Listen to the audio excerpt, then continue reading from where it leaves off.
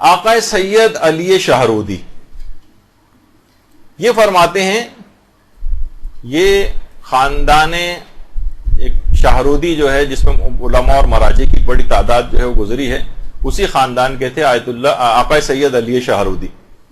یہ فرماتے ہیں کہ اس زمانے میں نجف میں مدرسہ بزرگ آخوند خراسانی، آخوند خراسانی ہمارے بہت ہی بڑے علماء کے اندر گزرے ہیں، آج بھی ان کی کتنی کتابیں حوزہ علمیہ کے اندر پڑھائی جاتی ہیں، اجتہاد تک کوئی پہنچ نہیں سکتا جب تک کہ ان کی کتابوں کا مطالعہ نہ کر لے۔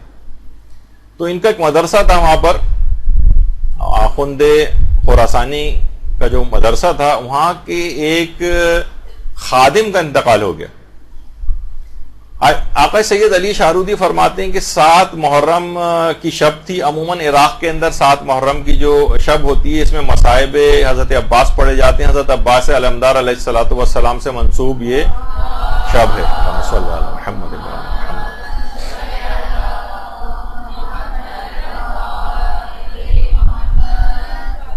اچھا، اس کے اندر شروع میں چائے وغیرہ تبرک کے طور پر ہوتی ہے، پھر کھانے کا بھی اہتمام تھا۔ اچھا، اس زمانے میں کوئی وہ نہیں تھا کہ بہت بڑی تعداد ہی ہمیشہ مجالس کے لیے، مدرسے کے ہی ایک خادم کی مجلس ترہیم تھی، تو اس میں کم افراد مدعو تھے، صرف 7 افراد مدعو تھے اس مجلس میں، اور 7 افراد ہی کے لیے کھانے کا اہتمام کیا گیا تھا۔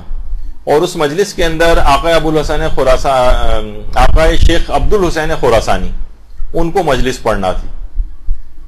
اچھا، اب ہوا یہ، سید علی شہرودی فرماتے ہیں کہ اس رات اس جو مجلس ترہیم تھی، کیونکہ خادم کی تھی مدرسے کے، تو آیت اللہ سید محمود شہرودی، جن کی تصویر آپ کے سامنے، آیت اللہ سید محمود شہرودی، ان کو پتہ چلا کہ خادم مدرسہ کی مجلس ترہیم ہے، یہ خود ایک لحاظ سے بن بلائے اس محفل میں آ گئے، اور ان کے ساتھ ہی ان کے بھائی آیت اللہ سید محمد حسینی شہرودی بھی ان کے ساتھ آ گئے، 2 مجتہدین۔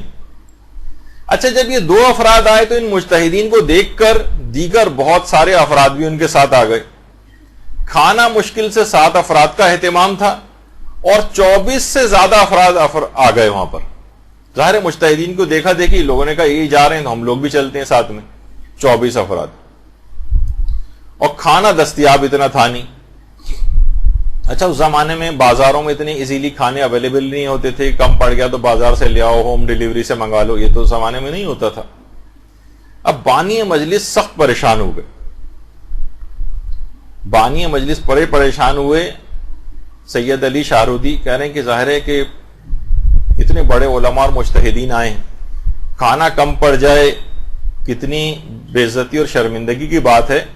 گھر سے باہر نکل کر پریشانی کے عالم میں آئے سڑک پر، اور سر سے عمامہ اتار دیا، اور روضہ ابو الفضل العباس علیہ السلام کا رخ کیا۔ اللہم صلی علی محمد وعلی محمد۔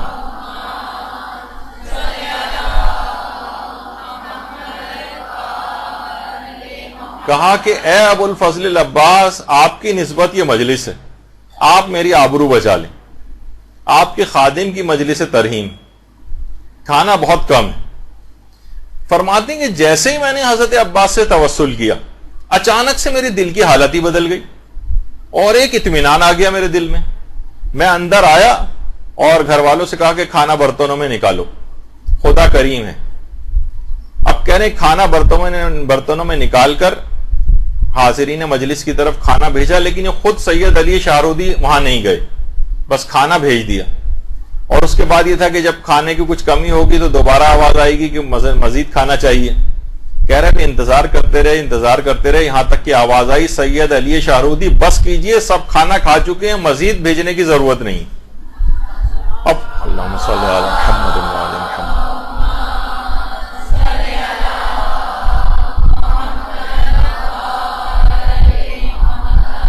سید علی شہرودی فرماتے کہ میں حیران ہو کر، میرے سب گھر والے بھی حیران، میں بھاگا اندر گیا، دیکھا دسترخوان پہ جو برتن ہیں وہ کھانوں سے بھرے پڑے ہیں، اور وہ پتیلی جس میں 7 آدمیوں کا کھانا تھا اس کے اندر بھی آدھا کھانا ابھی بھی بچا ہوا ہے۔ اور اتنا کہہ رہے ہیں اتنا کھانا بچ گیا کہ بعد میں لوگ اپنے ساتھ باندھ کے بھی لے کے گئے وہ 24 افراد، اور کتنے افراد تھے جو بطور شفا تبرک کے طور پر اس کھانے کو ساتھ لے کے گئے۔ آقا سید علی شاہرودی فرماتے ہیں میں قسم کھا کے حضرت ابو الفضل العباس کی قسم کھا کے کہتا ہوں کہ اتنا کھانا بچ گیا کہ اگلے دن ہم نے پڑوسیوں میں اس کھانے کو تقسیم کیا اور 3 دن تک خود بھی اس کھانے کو کھایا. اور فرماتے اس واقعے کی اس کے بعد اس قدر شہرت ہوئی کہ ہر سال اس کے بعد بن بلائے اتنے ہمارے گھر پہ عزادار جو ہے وہ آنے لگے اس مجلس میں شرکت کے لیے کہ اس کے بعد ہم 400 کلو گرام چاول اور گائے کا گوشت ہم پکوا کر اور مجلس اعظم میں تبرک کے طور پر تقسیم کرنے لگے اور کہنے لگے یہ نجف میں ہوتا تھا. اور اس کے بعد یہی سلسلہ اب ہم نے شاہرود کے اندر بھی یہ سلسلہ شروع ہو گیا ہے. یعنی اگر نیت خالص ہو تو اس مجلس اعضاء کے تبرک کے سلسلے میں اہل بیت کی طرف سے خود بھی الگ سے مدد آتی. اگر اس کے اندر کوئی مشروعیت نہ ہوتی، خلاف شرع ہوتا یا عمل پسندیدہ نہ ہوتا تو کبھی اس قسم کے واقعات یعنی اس قدر واقعات اس سلسلے میں اس قدر مشاہدات ہیں، اس قدر مکاشفات ہیں، کچھ آگے چل کے میں پیش بھی کرنے والا ہوں کہ واقعاً حیرانگی ہوتی ہے کہ کس قدر بابرکت شاعر حسینی.